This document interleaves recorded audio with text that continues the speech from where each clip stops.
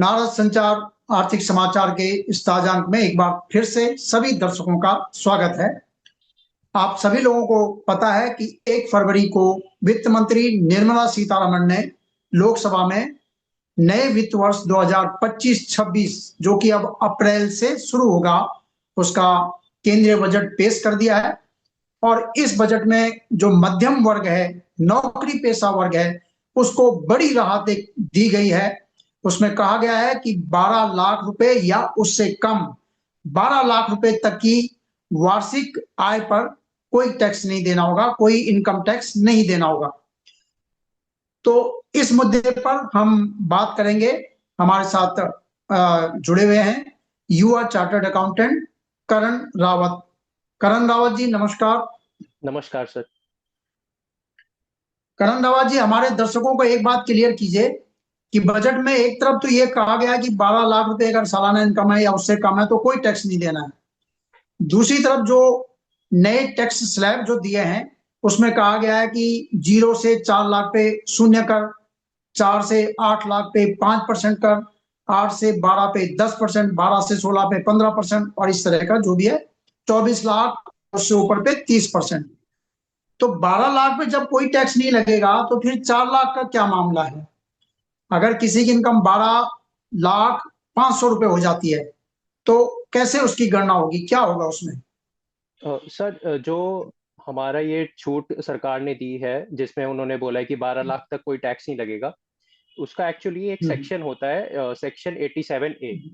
87A हमें हम्म, क्या बताता है कि हम आपको 60,000 रुपए तक की टैक्स की छूट दे रहे हैं। तो ओके। अगर किसी की इनकम जो नॉर्मल स्लैब रेट पे टैक्स होती है, तो अगर हम टैक्स कैलकुलेट करें कि 4 लाख रुपीज तक, जैसे आपने बताया, 0 है, 4 to 8 हमारा 5% है, 8 to 12 हमारा 10% है, तो हमारा 4 to 8 और 8 to 12 में 60,000 रुपीज टैक्स बनता है। तो सरकार ने स्लैब जी। को तो उतना ही रखा है, लेकिन सरकार ने एक सेक्शन हम्म, 87A डाला है जिसमें उन्होंने अमाउंट, ये सेक्शन पहले भी था जिसमें 25,000 रुपए की छूट होती थी, अब वो छूट बढ़ा के सरकार ने ओके। 60,000 रुपए की छूट कर दी है। तो सरकार ने स्लैब रेट इसलिए रखे हैं क्योंकि अगर किसी की, जैसे आपने बताया, 12,500 रुपए इनकम हो जाती है तो क्या होगा, तो फिर उसे बिल्कुल 12 लाख। जैसे स्लैब रेट है उसी के अकॉर्डिंग आपको टैक्स देना पड़ेगा कि 4 से 8 पे 5%, 8 से 12 पे 10% और बाकी 500 रुपए जो आपके बचे हैं उस पे 15% टैक्स होगा। ओके, मतलब ये हो गया कि 12 लाख से कम, 12 लाख भी अगर आप 12 लाख या 12 से कम होना चाहिए? 12 लाख भी अगर आपका होगा तो भी आपको छूट मिल जाएगी। Zero tax. लेकिन 12 लाख से अगर 1 रुपया भी ऊपर हो गया तो हमें इस स्लैब के हिसाब से टैक्स देना पड़ेगा। हाँ मतलब जी। पहले 4 लाख पे कोई टैक्स नहीं लगेगा, 4 से 8 के बीच में जो 4 लाख रुपए उस पे 5%, यानी 20,000 रुपए हो गया। और 8 से 12 पे जो 4 लाख रुपए का पोर्शन है उस पे 10%, तो यानी 40,000। तो 40 और 20 60,000 रुपए हो गए। और उससे ऊपर का जो है उस पे 15% के हिसाब से टैक्स लग जाएगा। तो 12 लाख से टैक्सेबल इनकम आपकी 12 लाख या उससे कम रहनी चाहिए। हाँ जी। जैसे ही उससे थोड़ी सी भी ज्यादा होगी तो आपको स्लैब के हिसाब से टैक्स देना पड़ेगा, ये आपका कहना है।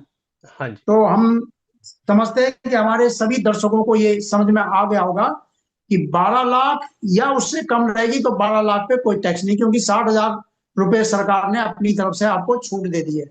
लेकिन 12 लाख से जैसे ही थोड़ा भी ऊपर होगा तो फिर स्लैब के हिसाब से आपके टैक्स की गणना शुरू हो जाएगी। एक जो उसमें कहा गया कि जो नौकरी पेशा वर्ग है उनको 75,000 रुपए की स्टैंडर्ड डिडक्शन भी दी जाएगी। तो जो नौकरी करता है उसके 12,75,000 रुपए तक का कोई टैक्स नहीं है। क्या सिर्फ नौकरी जो करता है उसी को स्टैंडर्ड डिडक्शन की छूट मिलती है, बाकी जो कारोबारी है, अपना छोटा मोटा कारोबार करता है और इनकम टैक्स देता है, उसको ये छूट नहीं मिलती है? हाँ सर, ये सिर्फ जो स्टैंडर्ड डिडक्शन वाला क्लॉज है ये सिर्फ सैलरीड एम्प्लॉयज पे ही लगता है। अगर किसी की सैलरी के अच्छा। अलावा कोई भी अदर इनकम है, जैसे बिजनेस से इनकम है या उसकी इंटरेस्ट से इनकम है या उसका हाउस प्रॉपर्टी से रेंट है, तो उनको ये नहीं मिलता। सिर्फ सैलरीड पर्सन को ही 75,000 की और एडिशनल छूट मिलती है। जैसे वकील है, डॉक्टर हैं, प्रोफेशनल हैं, चार्टर्ड अकाउंटेंट है, ये भी इनकम टैक्स भरते होंगे, तो क्या इन लोगों को स्टैंडर्ड डिडक्शन की छूट मिलती है? नहीं, इनको नहीं मिलती। अच्छा, इनके लिए कोई प्रोविजन नहीं है, वो सिर्फ जो नौकरी करता है, नौकरी पेशा वर्ग है, उसी को मिलती है। हाँ जी। एक ये इस तरह की जानकारी सामने आई है कि जो एनपीएस है, एनपीएस में आपका जो कंट्रीब्यूशन जाता है, तो उस कंट्रीब्यूशन पर भी आपको जो है इस टैक्स जो व्यवस्था, जो नई टैक्स व्यवस्था है, उसमें आपको वो भी छूट मिलेगी। क्या ऐसा कोई प्रोविजन है?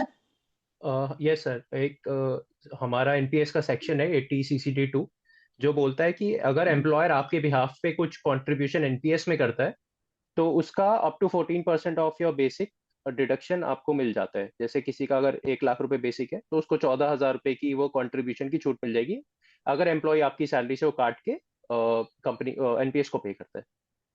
तो उसका भी ओके। डिडक्शन अलाउड है न्यू टैक्स रिजीम में। अच्छा, तो मतलब अगर एनपीएस आपका एम्प्लॉयर आपकी तनख्वाह में से काट के वो करता है, तो उसका भी आपको इनकम टैक्स में लाभ मिलेगा। तो हाँ। यानी ये छूट जो है 12,75,000 से भी ज्यादा हो सकती है। हाँ, 12,75,000 से ज्यादा हो सकती है। वो जो भी एम्प्लॉय का सीटीसी होगा, कॉस्ट टू कंपनी, हम्म। उसमें बस उसको हम्म। ये नोट करना है कि एम्प्लॉय जो एम्प्लॉयर है वो उसके पीएनएल पे हिट करना चाहिए ये वाला एक्सपेंस। ये नहीं होना चाहिए कि उसने एम्प्लॉय के बिहाफ पे काट के डिपॉजिट करा दिया, वो एम्प्लॉयर की कंट्रीब्यूशन होनी चाहिए।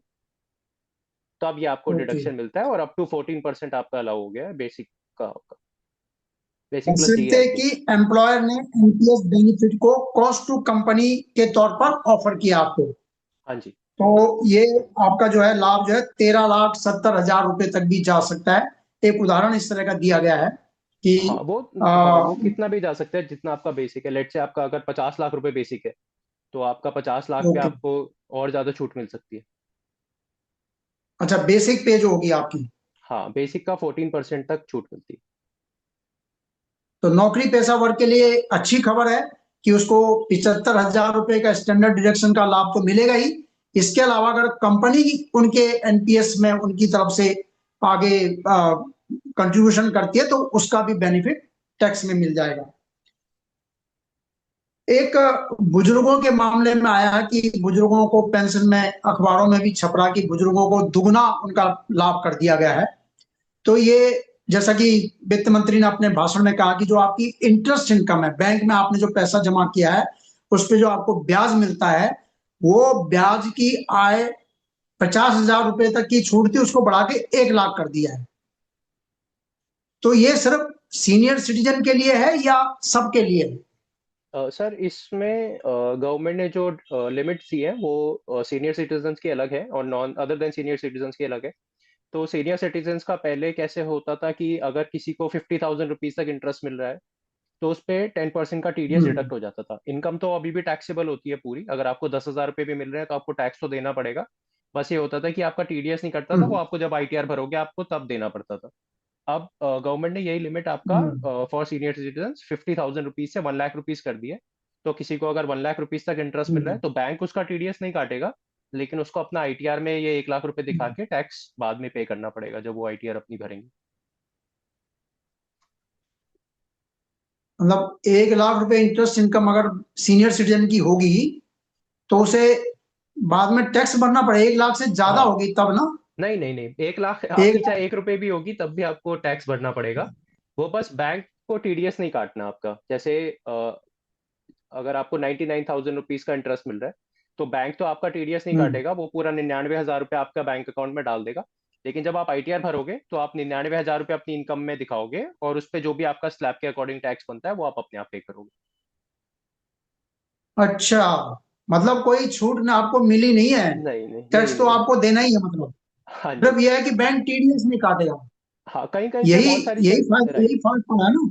हाँ, यहाँ पे मतलब फायदा एक ये लाख होगा। रुपए तक का बैंक में अगर आपका इंटरेस्ट बन रहा है, तो उस पे बैंक जो 20% टीडीएस काट देता था, वो नहीं काटेगा।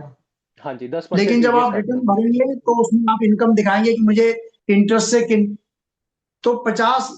और जो नौकरी पेशा वर्ग है उसका क्या होगा, हाँ, जो अदर जो देन नौकरी सीनियर कर रहा है सिटीजन है, इसमें? जो सीनियर सिटीजन नहीं है बेसिकली, चाहे वो नौकरी कर रहे हो चाहे बिजनेस कर रहे हो, तो उनका 40,000 रुपीज लिमिट था। अब वो 50,000 हो गया है बस।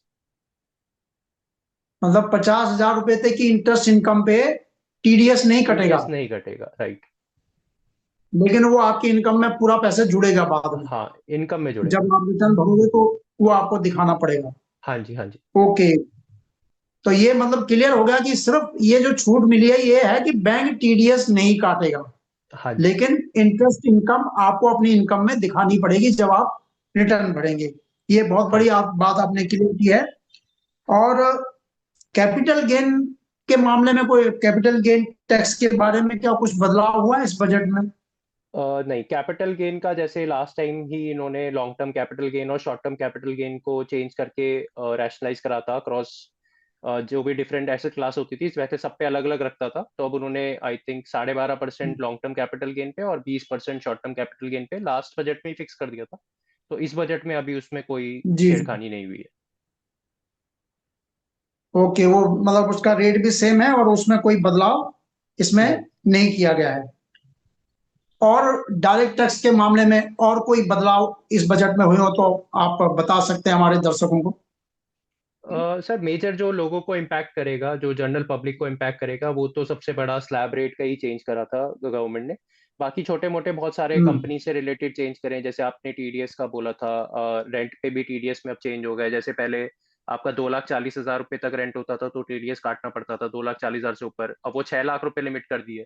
तो एक तरीके से ये भी सीनियर सिटीजन को काफी जगह हेल्प करेगा। जैसे जिन जिन सीनियर सिटीजन की सिर्फ रेंटल इनकम है तो उनका रेंट पे कम टीडीएस हम्म कटेगा। तो ऐसे छोटे मोटे बहुत सारे हम्म। चेंज करें, पर मोस्टली जो पब्लिक को अफेक्ट करता है वो स्लैब रेट वाला ही सबसे बड़ा चेंज है। अच्छा, ये किराया वाला जो है 6 लाख रुपए तक अगर आपको किराया मिलता है तो उस पे टीडीएस नहीं कटेगा? उस पर टीडीएस नहीं कटेगा। ओके, लेकिन इनकम में तो आपकी शामिल होगा ना वो? इनकम में आपकी शामिल होगा। लेकिन जैसे बहुत सारे लोग होते हैं, इसका फायदा ये होगा जैसे कोई सीनियर सिटीजन है, उसका सिर्फ एफडी से ही इनकम होती है। अब उसका अगर जी जी। 60,000 रुपये इंटरेस्ट आता था तो उनका तो 6,000 रुपये टीडीएस कट जाएगा, तो उनको रिटर्न भरना पड़ेगा, फिर हम्म 6,000 रुपये वापस लेना पड़ेगा। अब इस वाले केस में ये होगा कि हम्म 1 लाख रुपए तक उनका नहीं कटेगा। तो वो उनका जो कंप्लायंस वाली रिक्वायरमेंट होती थी, आईटीआर भरना, फिर रिफंड का वेट करना, फिर रिफंड लेना, वो उनका काम कम हो जाए। वो सीधा टैक्स भर देंगे, जितना बन रहा है रिटर्न के साथ वो भर देंगे और वो क्लियर हो जाएगा। हाँ जी।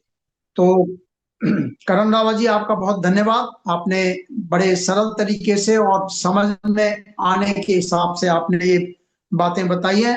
हमें उम्मीद है कि हमारे दर्शकों को इसका जरूर लाभ मिलेगा और उन्हें चीजें समझ में आएगी।